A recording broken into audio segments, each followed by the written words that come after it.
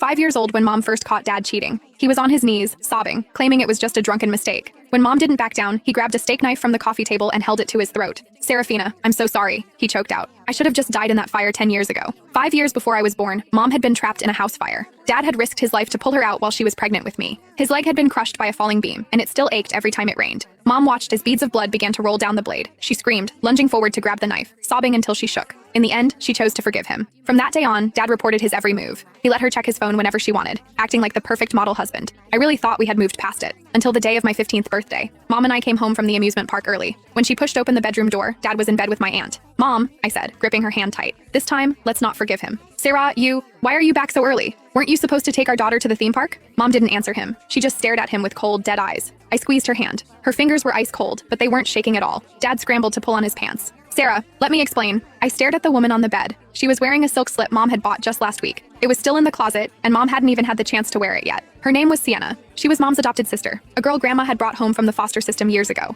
Mom used to tell me how Sienna followed her around like a little shadow when they were kids. Mom did her hair, tutored her, and even gave up her own college fund to make sure Sienna could graduate. And yet, she had betrayed Mom twice now. "Sarah, Sienna looked up with red-rimmed eyes, but I could see the faint glimmer of triumph hidden in them. "Don't you dare call her your sister," I yelled, stepping toward her. "You said you loved my mom more than anyone. You said you'd never do it again. How could you be so cruel? Twice, and on my birthday of all days." "Joy," Sienna bit her lip, tears streaming down her face. "I just came over to drop off a gift. We had a little to drink, and then, you're a liar." I was so angry I could barely breathe. "You give gifts in people's beds? Do I look like I'm 3 years old?" "Joy," Dad suddenly roared at me. "Watch how you talk to your aunt. She's not my aunt." I turned on him, glaring. "And you're not my dad. You're a liar. You promised you'd never hurt Mom again." I couldn't help it. The tears finally spilled over. "Do you have any idea how hard Mom worked to get these tickets? You said you had to work late. Instead, you were here with her." I pointed at Sienna. The word disgusting caught in my throat. Dad's face turned a sickly shade of gray. His lips moved, but no words came out. Sienna crawled off the bed, trying to grab my arm. "Joy, sweetie, just calm down." I shoved her away with all my might. She went down easily, letting out a sharp cry of pain. The look in Dad's eyes changed instantly from guilt to rage. "You dare put your hands on her?" I didn't even push her that. Before I could finish, a heavy palm slammed across my face. I clutched my cheek, my head spinning. I was completely stunned.